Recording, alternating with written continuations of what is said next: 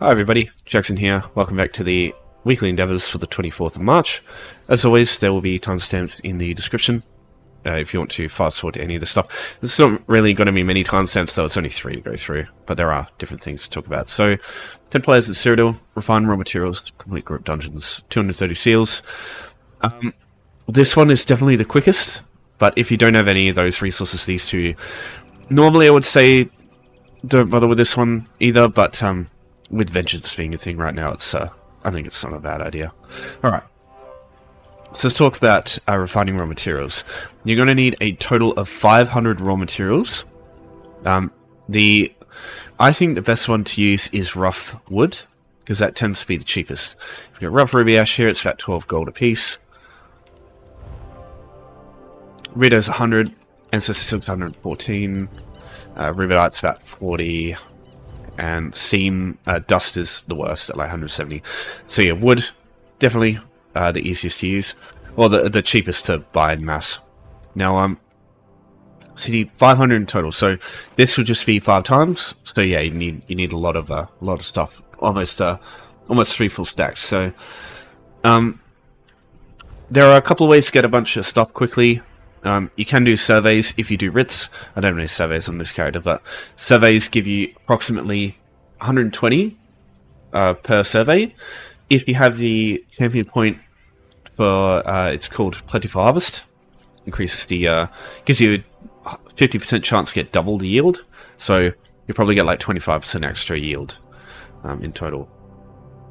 Is that right? I'm not good at maths. I'll let people correct me on that. Yeah, so the other thing to talk about is meticulous disassembly and the passives to increase chance of getting upgrade materials. So this one here, and in the crafts, like woodworking, for example, wood extraction, they do the same thing. They increase the chance of you getting any of the upgrade materials, including the gold materials, rosin, dreg wax, tempering alloy, that stuff. All of that stuff is really handy. Being able to get that access to that stuff is really good, and will just mean whatever resources you get and start using, they will you'll get more for them when you refine them. So if you can get a character with this stuff, please try and do that.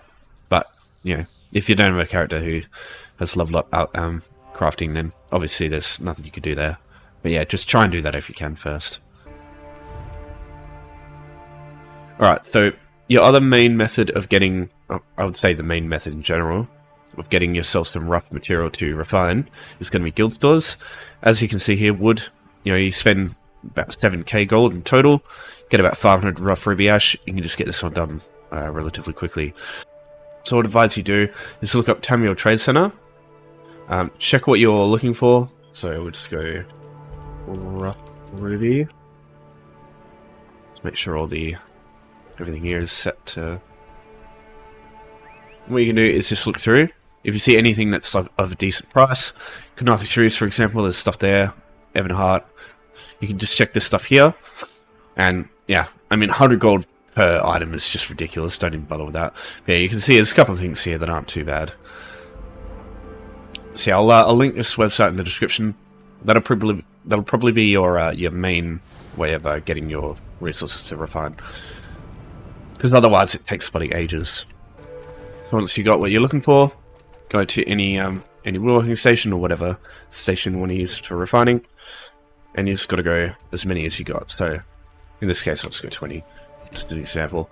So yeah, that's 20 out of 50. So yeah, you need a lot of resources for this, but personally I think for 230 seals, being able to spend like 10k gold and like doing this in like a couple of minutes is well worth it, I think, because the other two are going to be either unreliable. This one not too bad, but yeah, especially this one. This one will take ages. So in order to get surveys, you need to do writs. Doesn't matter which type of writ you do. Every single writ in the game, every single one has a 12% chance to drop a survey. No matter if you're level 50 in, like if you've got the highest possible passive here in these to dictate which writ you get, doesn't matter. They're all 12.5% chance. The only thing that changes is how often you get the gold materials from them. So yeah, If you can do writs to get some surveys, that might be good if you're struggling for money. Outfitter hirelings can be good too, and stockpiling resources for days like this is also a good idea. So in the future, when whenever this comes up, you won't be scrounging around looking on guild stores for like rough stuff when it's like people charge more. So yeah, those sorts of things can help you with this one. But yeah, I still think spending that much gold is worth it. But yeah, that's a choice you'll have to make. Alright, so discussing dungeons now. So I normally go through Fungal. I'll just go through this one quickly. This is without a doubt the quickest dungeon you could do on your own, and just dungeon in general. Very easy to do on your own. What I do suggest is if you've got a Nightblade, use that so you can cloak past everything. It's not mandatory though. Yeah, it can help get through this even quicker. So all you got to do is, none of this stuff here is important. Only the boss. So only this boss and only this boss matters. Everything else can just be skipped if you want. So what I usually do is I just cloak past. Just use siphoning every now and then to get my magicka back. Health isn't really important here unless you accidentally get spotted by enemies. It's not really going to happen if your magicka's full. So if you're really worried, you can swap out something like this with bigger. And yeah, just heal up as you're using it. That's usually what I like to do. Okay, so when you get in here, come to this corner. There's a chest here, lol. So over here, and I just swap all my stuff around. And now we'll fight this guy. This dude's super simple. You would have seen him in Infinite Archive, like in the daily, I'd say. The only real threats are the little minions. They're the ones who create the Dragonite standard on the floor and shit. Yeah, once they're dealt with, everything else is fairly straightforward. He does this like circle explosion thing on you. He does a heavy attack, and he does like a roar attack. I'll see if I can probably right now. Nope, he's not doing it. There, that thing.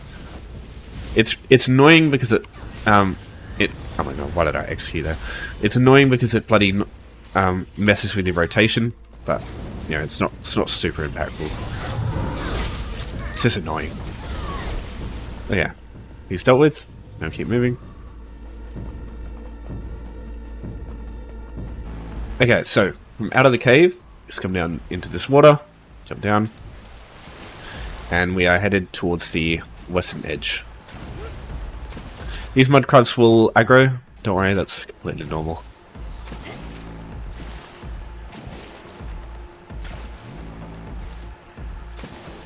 Come on. So yeah, you just jump up here, keep hopping up once you get up there. So make sure you use a bit of momentum to get up that first hurdle. That's the most annoying bit. Right, so mud crabs will follow you.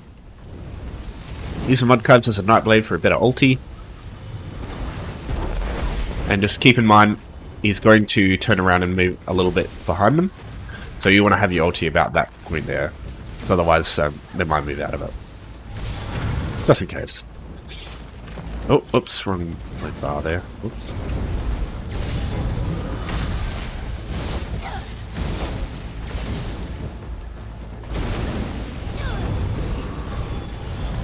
Yeah, they'll create a couple of mud crabs. Nothing important though. They die super quick to AoE. And after you've done that, that's one. So you gotta do that 7 times. And because the dungeon will take a little bit to reset, you can just do 2 dungeons back to back. There is one other dungeon I do suggest, only if you haven't got the Ring of the Wild Hunt though. Only if you can get it. Like, only if you can actually, your antiquities is leveled up, and only if you can get it. Otherwise, I just take a break, come back in or with another character maybe, just do Fungal Grotto again. I know it's super boring, but there really isn't any that are quicker than this for doing the weekly. You can just do, you know, random normals and Dungeon Finder, you know, on a new character as well. That stuff works, but yeah, quickest way by far is just doing Fungal Grotto a bunch of times on your own. Yeah, I'll go through the other dungeons that I usually suggest.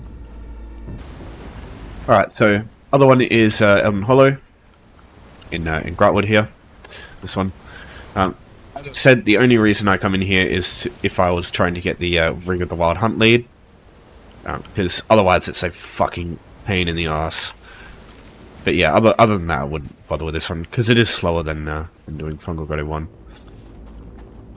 You can just skip through everything here, like you could with Fungal Grotto 1. Nothing in here is worth anything. The only enemy that matters in here is the boss over here. You can theoretically fight them alone, but I don't recommend it, because yeah, you don't have much room. I mean, you can though. So we'll just look at our other stuff.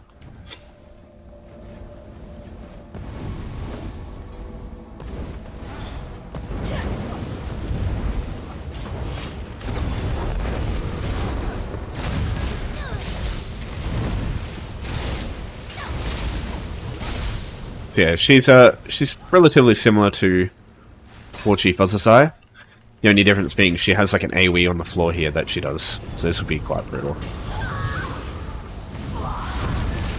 But she also does the same bloody annoying raw thing. I'll skip past because nothing else really need to know. So yeah, you don't actually need to kill the people in here. It you know, if you're going to be a if you want to be as fast as possible, though, you don't have to fight them. Right, so now, unfortunately, we do have to keep going down here. Normally, I think with Elden Holy 2, you can skip this part, because but this is the main boss, so you can't actually get past without killing them. All right, so with Chokethorn, the only thing this guy does is there's like an explosion, does a little bit of damage, and the minions that it spawns. These things, they heal it. Very low amount though in normal. You don't really notice it much, so keep fighting the main guy, I think. Yeah, it'll pull you in. I don't bother like leaving its AoE because it'll just pull you fucking back in anyway. So might as well just sit still and stop your rotation from being fucked around with. So yes, there's two of them. But as you can see from the one on the left, they go away eventually. So, as I said, not really any reason to attack them.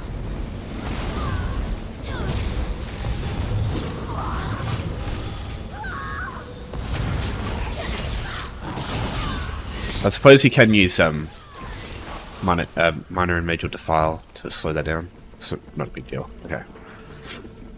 Did he spot me? Nope. Right, so put the speed build back on. Really should put Vigor in this spot. It's a lot more helpful than Ellie Drain for Invis. Alright.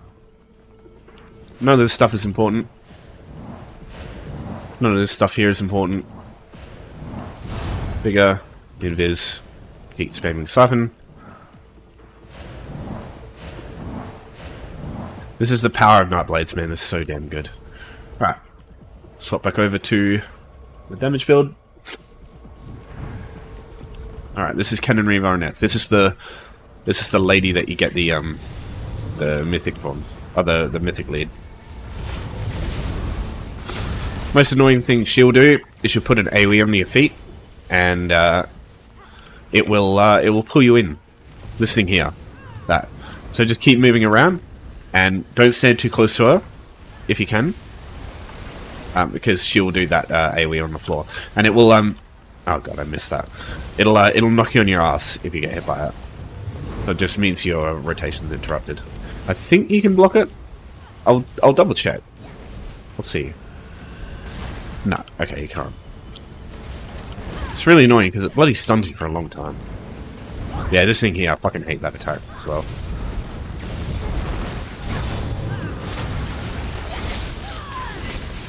Yeah, just leave the AoE. And yeah, that Rotting Bolt, the green thing she sends out, if you don't roll dodge that or block it, it just puts like a tiny damage over time effect on you. Not super important though. So yeah, that's those two. Yeah, really wouldn't suggest anything other than Fungal Grotto though, really. Okay, killing players in Cyrodiil. So, normally I would say this one's a waste of time, because the populations of Cyrodiil are so small usually, and finding people is so annoying. But with Vengeance right now, and how much of a shit show this campaign is, just so many players, it's good, I like it. myself, but I know some people don't like this, but that's fine. Just because of how much shit's going on the map and how unpredictable it is, this is probably one of the best times to just go around and start killing players. So one thing to keep in mind with killing players is you don't actually have to get the kill yourself. You just have to participate in the kill. Even though it says kill enemy players, as long as you participated in their death, particularly with things like siege weapons and whatnot, it will count. So I'm just going to go check this outpost. I think this outpost is about to get attacked by fucking heaps of people. Let's at least do something about that. Well, alright. Never mind, I can't even go there right now. But look at that, look how fucking busy it is. Like 20 siege weapons each side. So yeah, there's a lot of action right now, and yeah, it's a pretty good time.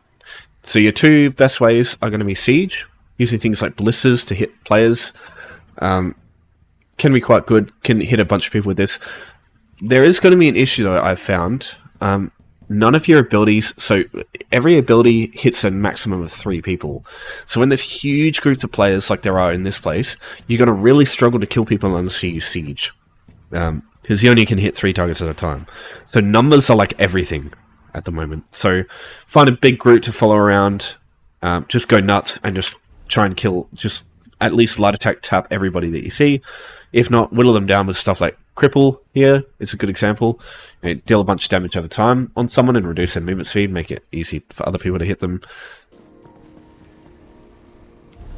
So yeah, I'm not a specialist when it comes to PvP, so I'm not the person you should be following for advice to this stuff. But if you do want information from me, all I will say is concentrate on burst damage and concentrate on like keeping yourself up with buffs and stuff. You know, have a burst heal, have like some things that heal over time or do offensive damage while you heal yourself. Things like this as well can be really helpful. Cloak is always good for blades. And just understand, firstly, that all of your damage will be capped to 3 targets, even your ultimates, which is pretty brutal. So numbers is everything right now. If you don't have a big group, you're probably not going to be able to handle like get kills on other groups, just because player numbers is all that matters right now. Which is kind of funny because it goes the opposite of the way of ball groups. Not that I think there's a problem with that myself. But yeah, I'm sure there's builds out there for people that have used Vengeance already. If you really do want to look at that stuff, but personally I just go like, you know, got a couple of burst skills. You know, for Night Blades you've got Veiled Strike. You can use Veiled Strike, then Grim Focus. Oh no, what you could do, this one here gives you minor force too. So probably use this, then Grim Focus, then Deathstroke because that's an execute, and then Assassin's Blade because that's another execute. That together could probably kill people pretty quick, but again, I have no real experience with this sort of thing. Alright, so let's just have a look here at what's going on. Try and at least support everybody with siege or something. Okay.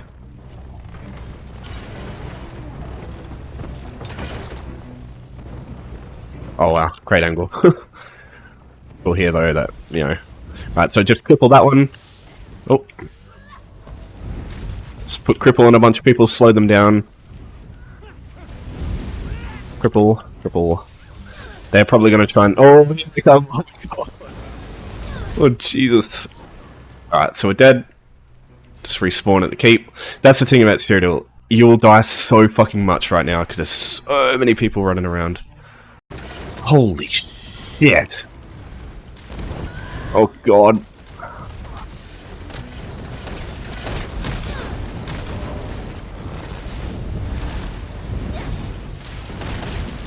Oh my God, there's so many.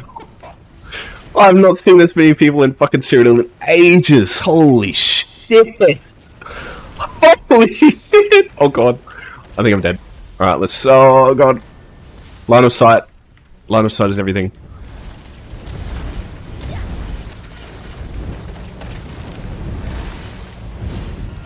Sorry, I'm not very good at it, talking in these situations because I barely ever do PvP.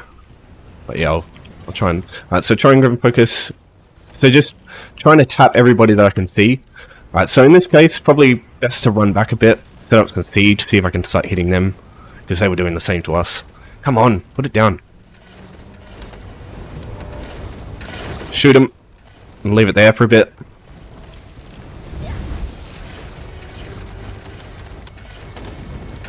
shoot it out, get some damage out. Try and cripple a couple of people as I'm coming through. Alright, we got it. So that was pretty quick too. And look, you just basically sit at a keep, let all the fucking action come to you. Looks like we're about to be overrun. Might want to come inside soon, but we'll still keep trying to use the siege. Just remember, these ballistas are no longer like, just fucking shoot them out and forget about them. Like, they're not, you don't have to buy them anymore. Yeah, so.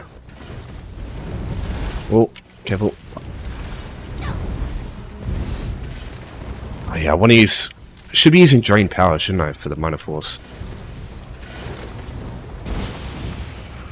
Did I get someone? I got someone, I think. Alright, so the keep is still fine. So you could just go back, just respawn. Just make sure, whatever you're doing, just keep an eye on the keep. Because once this gets flagged, also you can see the Daggerfall trying to cut us off at Fungal. Sorry, it's been a while since I've seen these keeps.